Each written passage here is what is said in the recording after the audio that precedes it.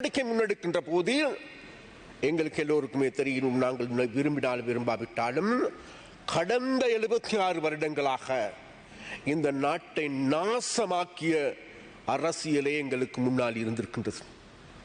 இந்த நாட்டை நாசமாக்கிய அரசியல்வாதிகளுடைய செயற்பாடுகளே இருந்திருக்கின்றது. இனவாதமா, மதவாதமா, பொருளாதார ரீதியாக அல்லது நாட்டின் லஞ்சமா, ஊழலா, மோசடியா, எல்லா வகையிலும் எங்களுடைய நாட்டை எந்த அளவுக்கு குழி தோண்டி புதைக்க முடியுமோ அந்த அளவு பாவித்தனமான வேலைகளை செய்தார்.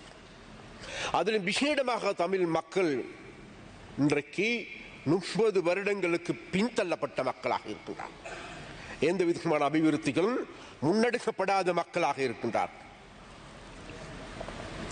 அதனால் இன்றைக்கு விசேடமாக தமிழ் கட்சிகள் குறிப்பிடுகின்றார்கள், தமிழ் மக்களுடைய இருப்பு கேள்விக்குறியாகி இருக்கின்றது.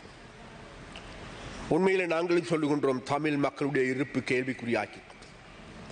எவ்வாறு இந்த இருப்பு கேள்விக்குறியாகி இருக்கின்றது? இன்றைக்கு விசேடமாக கௌரவ உறுப்பினர் அவர்களே, 1981ஆம் ஆண்டு இலங்கையினுடைய மக்கள் தொகையில் 8,30,000 மக்களாக இருந்தது யாழ் மாவட்டத்தினுடைய மக்கள் தொகை. அந்த மக்கள் தொகை அதே வேகத்தில் வளர்ந்திருக்குமாக இருந்திருக்கால், வளர்ச்சி அடைந்திருக்குமாக இருந்திருந்தால் இன்றைக்கு 14 லட்சத்துக்கும் 16 லட்சத்துக்கும் இடைப்பட்ட மக்களாக இருந்திருக்க வேண்டும். ஆனால் இன்று இருப்பது எங்களுக்கு 6,20,000 மக்கள். கடந்த காலங்களில் எங்களுக்கு 11 பாராளுமன்ற உறுப்பினர்கள் இருந்தார்கள் யாழ் மாவட்டத்தில். கடந்த இந்த முறை 6, அடுத்த முறை இது 4 3 என்பது எங்களுக்கு சொல்ல தெரியாது. மேலும் மக்கள் தொகை குறைந்திருக்கின்றது. அப்படி சொன்னால் இன்றைக்கு தமிழ் மக்களுடைய இருப்பு கேள்விக்குறியாகின்ற போது, தமிழ் மக்களுடைய சனத்தொகை குறைவடைகின்ற போது, இந்த தமிழ் மக்களுக்காக குரல் கொடுக்கின்ற, தமிழர்களுடைய உரிமைகளுக்காக குரல் கொடுக்கின்ற இந்த அரசியல்வாதிகளிடம் நாங்கள் கேட்கின்ற ஒரே கேள்வித்தான். அப்படி சொன்னால் இந்த நிலைமையில் இருந்து தமிழ் மக்களுடைய இருப்பை பாதுகாத்துக் கொள்வதற்கு உங்களால் முன்வைக்கப்படுகின்ற வேலைகள் என்ன, திட்டங்கள் என்ன? எந்தவித திட்டங்களும் இல்லாது, எந்த விதமான வேலை திட்டங்களும் இல்லாது, சதாகாலமும் இந்த நாட்டில் தென்னிலங்கையில் இருக்கின்ற இனவாத சக்திகள் எந்த அளவுக்கு இனவாதத்தை தூண்டி தாங்களுடைய அரசியலை தக்க வைத்துக் கொண்டார்களோ, தாங்களுடைய அரசியலை மேம்படுத்திக் கொண்டார்களோ, அதே விதமான அராஜகத்தனமான, அதே விதமான காவாலித்தனமான செயற்பாடுகளை முன்னெடுக்கப்பட்ட தேர்தலே கௌரவ பிரதி குழுக்களின் தவிசாளர் அவர்களே, கடந்த உள்ளூராட்சி சபை தேர்தல் யாழ் மாவட்டத்தின் முடிவுகள் என்பது அவங்களுடைய மக்களுடைய முழுமையான விருப்பத்தின் கீழ் அல்ல. கடுமையான இனவாதம் பேசப்பட்டது, கடுமையான இனவாதம். அது மாத்திரமல்ல, காசுகள் பரிமாறப்பட்டது. நான் மாத்திரமல்ல, இன்றைக்கு யாழ்ப்பாணத்தில் இருக்கின்ற முக்கியமான நபர்கள் அனைவரும் கூறுகின்றார்கள், மதுபான போத்தல்கள் பரிமாறப்பட்டது, காசு பரிமாறப்பட்டது. அப்ப அந்த வகையில் இன்றைக்கு அந்த அளவுக்கு எங்களுக்கு எல்லோருக்குமே தெரியும், ஒரு காலத்தில் விசேடமாக யாழ்ப்பாணத்தில் இருந்த ஒரு சில தமிழ் கட்சிகள் என்ன விமர்சனங்கள் இருந்த போதிலும் கூட அவர்கள் ஒரு கொள்கை ரீதியாக செயல்பட்ட கட்சிகளாகவும் இருந்தார்கள். இன்றைக்கு விசேடமாக தமிழரசு கட்சியை சார்ந்த நண்பர்களை கூறுகின்றார்கள், ஐயா, நாங்கள் தமிழரசு கட்சி இப்படி நடந்திருக்குமா? எங்களால் நம்ப முடியாத அளவு, அந்த அளவுக்கு கேவலமான முறையில் இம்முறை நடந்து கொண்டார்கள். அந்த வகையான வெற்றி இவர்களுக்கு, அந்த வகையான வெற்றியை தவிர மக்களுடைய உண்மையான அபிலாசைகள் அல்லது பிரதிபலிப்பு அல்ல. அதனால் உறுப்பினர் அவர்களே, விசேடமாக நாங்கள் அந்த வகையில் இன்றைக்கு தமிழ் மக்களுடைய இருப்பு கேள்விக்குறியாக இருக்கின்ற பொழுது, அப்ப அதிலிருந்து மீள்வது எப்படி? இன்னைக்கு யாழ்ப்பாணத்தை பழைய யாழ்ப்பாணமாக கட்டியெழுப்புவது எப்படி? நாங்கள் சொல்லுகின்றோம், எங்களுடைய அரசாங்கம், எங்களுடைய ஜனாதிபதி மிக தெளிவான வேலை திட்டங்களை முன்னெடுத்து வருகிறது. ගරු ඇමතිතුමනි ඔබතුමාට තව අමතර විනාඩි 3ක කාලයක් ලැබෙනවා. தெளிவான வேலை திட்டங்களை முன்னெடுத்து வருகின்றோம். அவைகளில் ஒன்றுதான் வேறு எதுமல்ல, அந்த பிரதேசத்தில் கடந்த 30 வருடங்களுக்கு மேலாக சகலதும் செயலிழந்திருக்கின்ற போது, தொழில் வாய்ப்புகள் இல்லாது போயிருக்கின்ற பொழுது, தொழிற்சாலைகள் மூடப்பட்டிருக்கின்ற பொழுது அவைகளை புதிய பரிமாணத்தில் கட்டி எழுப்புகின்ற வேலையை நாங்கள் முன்னெடுத்து வருகின்றோம். அந்த வகையில் இன்றைக்கு கேகேஎஸ் பகுதியிலே காங்கேஸ் பிரதேசத்தில் நாங்கள் பாரியதோர் தொழிற்பேட்டையை உருவாக்குவதற்கான ஏற்பாடுகள், மறுபுறத்தில் பலாலி விமான நிலையத்தை விஸ்தரிப்பதற்கான வேலை திட்டம், அதே போன்று இன்றைக்கு மயிரிட்டி துறைமுகத்தை விஸ்தரிப்பதற்கான வேலை திட்டம், அதே போன்று எங்களுடைய அதாவது கப்பல் சேவை, இந்தியாவுக்கான கப்பல் சேவையை விரிவுபடுத்துவதற்கான வேலை திட்டம், அதே போன்று இங்கு இருக்கின்ற எங்களுடைய புகையிரத சேவை, இந்த சேவைகள் அனைத்தும் ஒருங்கே இணைகின்ற போது, பலாலி துறைமுகம் ஒரு சர்வதேச விமான நிலையமாக மாற்றப்படுகின்ற போது நிச்சயமாக அந்த இடத்தில் பெரியதோர் அபிவிருத்தி காண ஒரு பாய்ச்சல் பாய முடியும் என இன்றைக்கு இருக்கின்ற முதலீட்டாளர்கள் சொல்லுகின்றார்கள். அந்த வகையில் அபாரான முதலீட்டுகள் வருகின்ற போது அங்கு இருக்கின்றவர்கள் கூறுகின்றார்கள், முதலீட்டு சபையும் கூறுகின்றது, குறைந்தது அந்த பிரதேசத்தில் மாத்திரம் இந்த நடவடிக்கைகள் சரிவர முன்னெடுக்கப்படுகின்ற பொழுது இவைகளை முன்னெடுக்கப்பட்டு 3 வருடத்தில் 40,000க்கு அதிகமான அதாவது இளைஞர் யுவதிகளுக்கு தொழில் வாய்ப்பை பெற்றுக் கொடுக்க முடியும் என்று அந்த வகையில் இன்றைக்கு எங்களுடைய அரசாங்கம் இலங்கை அதாவது யாழ்ப்பாணத்தில் இருக்கின்ற இளைஞர்கள் இன்றைக்கு வெளிநாட்டை நோக்கி ஓடுகின்ற போது, தொழில் வாய்ப்புகள் இல்லாதிருக்கின்ற போது, போதைப் பொருளுக்கு அடிமையாகிருக்கின்ற பொழுது, அந்த பொறியில் இருந்து இவர்களை மீட்பதற்கும் நாளைக்கு யாழ்ப்பாணத்தில் வாழ்வதற்கான ஒரு நம்பகத்தன்மையை ஏற்படுத்துவதற்கும் ஏதுவான நடவடிக்கைகள் முன்னெடுக்கப்பட்டு வருகிறது. அது மாத்திரமல்ல, இன்றைக்கு யாழ்ப்பாணத்தில் சர்வதேச கிரிக்கெட் மைதானம் உருவாக்கப்பட போகின்றது. அது மாத்திரமல்ல, விளையாட்டு இண்டோர் ஸ்டேடியம், உள்ளக அரங்கொன்று அமைக்கப்பட இருக்கின்றது. அங்கு இருக்கின்ற வீதிகள் புனரமைக்கப்பட இருக்கின்றது. முல்லைத்தீவில் வட்டுவாகல் பாலம் புனரமைக்கப்பட இருக்கின்றது. கொக்காவில் பாலம் புனரமைக்கப்பட இருக்கின்றது. அதே போன்று மன்னகரில் எடுத்துக்கொண்டாலும் சரி, முல்லைத்தீவில் எடுத்துக்கொண்டாலும் சரி, வவுனியாவில் எடுத்துக்கொண்டாலும் சரி, வவுனியாவில் அங்கு இருக்கின்ற விவசாயிகளுக்குரிய குளங்கள் அனைத்தையும் புனரமைப்பதற்கு ஏதுவான நடவடிக்கைகள் எடுக்கப்படுகின்றது. அது மாத்திரமல்ல, 1,50,00,000 பனை மரங்கள் இருக்கின்றது. இன்றைக்கு பனை அபிவிருத்தி சபையின் மூலமாக இன்றைக்கு அதில் பாரிய வேலை திட்டங்களை முன்னெடுப்பதற்கும், அந்த வேலை திட்டத்தின் மூலமாக புதிய தொழிற்சாலைகளை நிர்மாணிப்பதற்கு ஏதுவான நடவடிக்கைகளும் எடுக்கப்பட்டு வருகின்றன. அந்த வகையில் இவ்வகையான வேலை திட்டங்கள் முன்னெடுக்கின்ற பொழுது நிச்சயமாக அதன் பிறகு யாழ்ப்பாணத்தில் அல்லது வடகிழக்கில் வாழ்கின்ற தமிழ் இளைஞர்களுக்கு, யுவதிகளுக்கு இலங்கையில் வாழலாம், இலங்கையில் வாழ முடியும் என்கின்ற ஒரு நம்பகத்தன்மை ஏற்படுத்த முடியும் என நாங்கள் நம்புகின்றோம். அப்போதுதான் தமிழ் மக்களுடைய இருப்பு பாதுகாக்கப்படும். அதனால் தமிழ் மக்களுடைய இருப்பை பாதுகாப்பதாக கூறிக்கொண்டு இன்றைக்கு தமிழ் மக்களுடைய இருப்பை சீர்குலைக்க நடவடிக்கைகள் எடுக்கின்ற அரசியல்வாதிகளை இனக்கண்டு கொள்ள வேண்டும் என்றும், அதே நேரத்தில் தமிழ் மக்களுடைய உண்மையான இருப்பினை தக்க வைத்துக் கொள்வதற்கும் பாதுகாப்பதற்கு ஏதுவான நடவடிக்கைகள் எடுப்பது வேறு யாருமல்ல, தேசிய மக்கள் சக்தியினுடைய அரசாங்கம் தான் என்பதையும் கூறிக்கொள்ள விரும்புகின்றோம். உறுப்பினர்கள் நன்றி. ගරු රාමනාදන් අර්ජුන මන්ත්‍රීතුමා, ඔබතුමාට විනාඩි 8ක කාලයක් ලැබෙනවා. அனைவருக்கும் வணக்கம். வளமையாகவே நான் இந்த பாராளுமன்றத்திலே எழும்பி கதைக்கும் போது மிகவும் கோபமாக கதைக்கிறேன்னா, நான் இன்றைய தினம் என்னை கோப வைக்க முடியாமல் எங்களுடைய அமைச்சர் சில வார்த்தைகளை சொல்லிவிட்டார். அவற்றை சொல்லிக்கொண்டு நான் வருகிறேன். அமைச்சர் பாதைகளை புனரமைக்க போகிறார்கள். அமைச்சர் பாலத்தை நான் பயந்து விட்டேன் என்றால், ஒரு புணர்ச்சி என்பது ஒரு ஆணும் பெண்ணும் செய்வதுதான் புணர்ச்சி. புனரமைப்பது வேறு, புனரமைப்பது வேறு.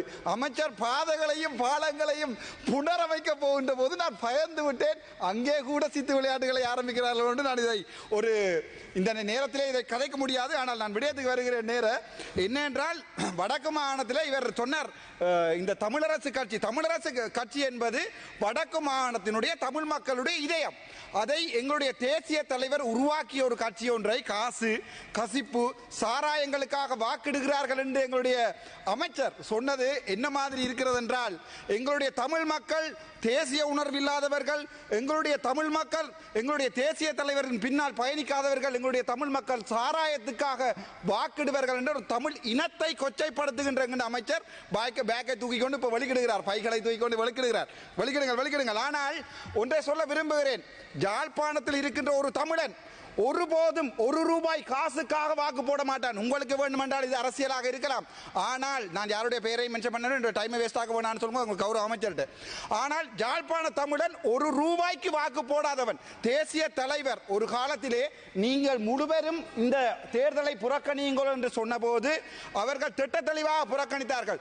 தேசியத்திலே வாழ்ந்த நாங்கள் தமிழ் மக்களை காசுக்கு கசிப்புக்கு வாக்கு போடுவார்கள் என்று இவர்களுடைய வடக்கு மக்களை சொல்வார்களா இருந்தால் அது மிகவும் கவலைக்குரிய விடயம். இருங்கள். நான் இன்றைய தினம் சிரித்துக் கொண்டு கதைப்பதற்கு ஆரம்பித்திருக்கேன். இந்த மே 18 முள்ளிவாய்க்கால் படுகொலை தொடர்பாகவும், அது தவிர கனடாவிலே எங்களுடைய உறவுகள் எங்களுடைய இனப்படுகொலை தொடர்பாக வைத்திருக்கின்ற ஒரு மொனுமெண்ட் சம்பந்தமாக தான் மிக முக்கியமான விடயம். எங்களுடைய மனதிலேயே மிகப்பெரிய ஆழமான வலி இருக்கிறது. நான் ஒன்றை சொல்ல விரும்புகிறேன். த கிரேட் எல்லால என்ற மனுநீதி சோழன் என்று கிமு 2025 ஆண்டு த கிரேட் எல்லால என்று சொல்லப்படுபவர் அனுராதபுரம் வரைக்கும் ஆண்ட ஒரு தமிழ் மன்னன். ஆனால் இன்று வரை துட்டகை முனுவாக இருக்கட்டும், ஒவ்வொரு சிங்கள மக்களாக இருக்கட்டும், த கிரேட் எல்லாளவை இன்று வரைக்கும் மதிக்கிறார்கள் என்றால் அவர்கள் வீரத்தை மதிக்க தெரிந்தவர்கள், ஒரு மக்களுடைய அர்ப்பணிப்பை மதிக்க தெரிந்தவர்கள். ஆனால் எங்களுடைய அமைச்சருக்கு எங்களுடைய தமிழ் மண்ணுடைய வீரம் தெரியாது. ஆனால் ஒரு பாஸ்கெட் பால் கோர்ட் கட்ட போறாராம், ஒரு இண்டோர் கட்ட போறாராம், ஒரு கிரிக்கெட் கட்ட போறாராம், கிரிக்கெட் டூர்னமெண்ட். ஐயாவுக்கு பேட் பிடிக்க தெரியுமோ தெரியாது, நான் ஒரு ஆல்ரவுண்டர் உங்களுக்கு சொல்லி போட்டு சொல்றேன். அதுக்கு பிறகு நான் பாருங்க, அந்த கனடாவிலே அந்த மொனுமெண்ட் வைக்கப்பட்டதுக்குரிய காரணம் இனப்படுகொலை நடந்திருக்கிறது என்பதை காட்டுவதற்காக மட்டுமே ஒழிய நாங்கள் இந்த நாட்டை இரண்டாக பிரிப்பதற்காக யாருமே கேட்கவில்லை. அதை தெளிவாக விளங்கிக் கொள்ளுங்கள். මම සිංහල කියන හැටි අපි කවදාවත් දැන් ඉල්ලන්නේ නැහැ මේ රට දෙකට බෙදමු කියලා. අපි අහන්නේ අපේ මිනිස්සු අපේ ජනතාව ලක්ෂ 1.5 මිනිමරලා තියෙනවා නම් ඒක ගැන විමර්ශනයක් කටයුතු කරන්න කියන තමයි අපි ඉල්ලන්නේ. අපි කවදාවත් කියන්නේ මේ රට දෙකට බෙදන්න ඕනේ, NPP ආණ්ඩුව වටන්න ඕනේ, තව ආණ්ඩුවේ මෙහාට එහාට ආවොත් මේකට හොඳටම කරනවා. හැමෝම එකයි. අපි දකින්නේ හැමෝම එක විදියට. බලන්න මේ ගෞරව ප්‍රෙසිඩිංಗ್ මෙම්බර් මම මේ පාර්ලිමේන්තුව නැගිට්ටාම මයික් එක ඕෆ් කරනවා. දවස් 77ක් මේ පැත්තේ මගේ ටයිම් එක කැඩුවා. ඒ ආපහු අර පැත්තේ මගේ වැව්වා. අයි එක ඉන්ඩිපෙන්ඩන්ට් එම්පි කෙනෙකුට එච්චර බය වෙන්නේ. මම කතා කරන්නේ වරදි වෙච්ච වචන දැන් මම අද hina වෙලා කතා කරනවා, ලස්සනට කතා කරනවා. හේතුව මට කවද මම එකක් කියන්නම්, කෙටියෙන් කියන මම කතා කරන ආපු එක වෙනස්. මේ රටේ අපි දැන් පාර්ලිමේන්තුව දෙනකොට සුපිරි සපයක් තියෙනවා. මේක මම දැනගත්තා. ලක්ෂ 4ක් පඩියක්. නැත්තද? ඔව්ද නැද්ද? ඔකට වාහනයක් හම්බලා තියෙනවා. එතකොට අපි මේ පාර්ලිමේන්තුව ඇවිල්ලා බලන්නේ තවත් ඉස්සරහට අවුරුදු 5ක් කොහොමද බේරගන්නේ කියලා. එතකොට අපි එක එක පොලිටික්ස් කරනවා. දැන් බලන්න දැන් මෙතුමාම ඇවිල්ලා කිව්වා ප්‍රභාකරන්ට අපි දකුණේ උතුරේ මේ මොනුමන්ට් ස්ටැචු එකක් හදනවා කියලා. අපේ නායක බ්‍රිගේඩියර් බාලරාජ් කියන්නේ, ඔයගොල්ලෝ හොඳටම දන්නවා, බ්‍රිගේඩියර් බාලරාජ් කියන්නේ මේ පැත්තට හිටපු සිංහල නායකයා. මේ රණවිරුව ඔක්කොම ගරු කරපු බ්‍රිගේඩියර් බාලරාජ් 2002 සිංගප්පූව අරගෙන ගිහිල්ලා එයාගේ පපුවේ සර්ජරියක් කරලා ආපහු කටුනායකට ගෙනල්ලා මෙහා පැත්තට ඒ තමයි අපි එච්චර රෙස්පෙක්ට් කරනවා සිංහල රණවිරුවන්ට.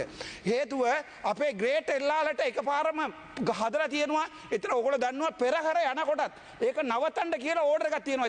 එතන තමයි එයා මරුනේ. එතන තමයි අපේ ඒ සිංහල ජනතාව ඒ දෙමළ එක්කෙනෙක්ව ගත්තා මේ රටේ මේ කිං විදියට. හැබැයි මට මේ පාර්ලිමේන්තුව කතා කරන්න පුළුවන් විදියට මේක හදලා තියෙන්නේ. ඒක තමයි මම කියන්නේ. මේක මාර සපය තියෙන්නේ. මම මේක ඉන්නේ 225 පොලිටිෂියන්ස්. ඒ වුණාට මම පොලිටිෂියන් නෙවෙයි, මම ප්‍රොෆෙෂනල්. මම අද මේක නවතර ගියොත් හෙට ඉඳන් මට හම්බ කරන්න පුළුවන් ලක්ෂ 10ක් දවසට. හැබැයි මේක එක්කෙනෙකුට අත උස්සන්න ගියනෝ හෙට ඉඳන් මේ ජොබ් එකක් කරන්න පුළුවන් විදියට. ඒක හේතුව අපි මේ පාර්ලිමේන්තුව එනවා, මොකක් හරි බොරුවක් කරලා එනවා.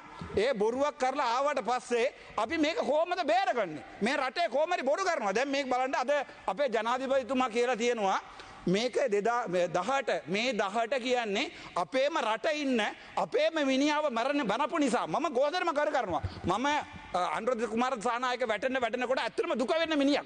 හේතුව පළවෙනි දවස් ආවිල්ලා අපිට කිව්වේ මොකද්ද?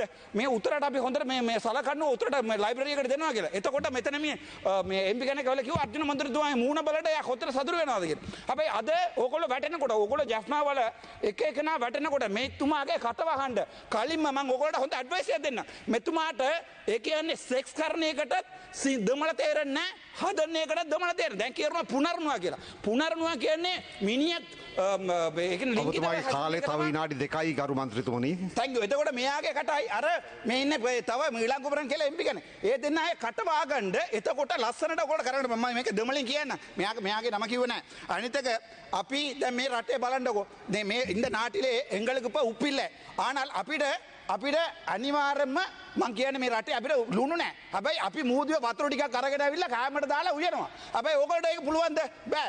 ඒ නිසා තමයි අපි කියන්නේ දැන් බලන්න උත්තර පළාතේ එලිෆන්ට් පාස් එක සෝල්ටරින් එකක් තියෙනවා. එතන මිනිස්සු ඔක්කොම උද්ඝෝෂණය කරනවා. දෙමළෙන් කියන්න வடக்கு மாகாணத்திலே அந்த சோல்டரின்லே மக்கள் வந்து போராடி கொண்டிருக்கிறார்கள். உங்களுடைய ஒரு எம்பியாவது போனார்களா அங்க?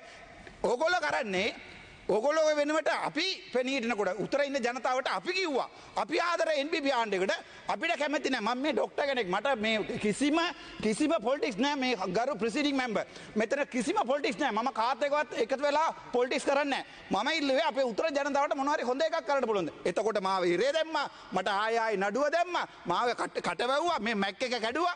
අන්තිමට මොකද වුනේ? උත්තර ගිහිල්ලා තියන්නේ. උත්තර දැන් ඔය ඡන්දයක් ගන්න පුළුවන්ද කියන්නකෝ. එතකොට මෙතුමා කියනවා උත්තර සල්ලි දීලා කසිප්පු දීලා තමයි මිනිස්සු මේක කරන්න කියලා. අපි කසිප්පු වලට වැඩක් නැහැ. අපි දෙමළ ජනතාව ප්‍රභාකරන් ඉන්න කාලේ සිංහලෙන් කියන්න ඒක කසිප්පු කඩේවත් තිබ්බ නැහැ උතරේ. දැන් බලන්න ඕගොල්ලෝට කොච්චර කසිප්පු කඩයක් තියෙනවද කියලා. ප්‍රභාකරන් ඉන්න කාලේ එක කසිප්පු කඩයක් එක මිනිහාට රේප් එකක් වෙලා තියෙනවද කියලා. අපි පාරා දෙන කියලා බෙඩි තියනවා. එතරම් තමයි අපි උත්තලේ පාරණය කරේ. හැබැයි මෙතුමාලට බලන්න මේ ශ්‍රීධරන් මන්ත්‍රීතුමා මේ බාර් 10ක් පර්මිෂන් එකක් අරන් දීලා තියෙනවා. අපි කියන්නේ අපි ඔයගොල්ලෝට ආදරේ. හැබැයි ඔයගොල්ලෝ ආදරේ කරන මිනිස්සුන්ට ඔයගොල්ලෝ 159 දෙනවා.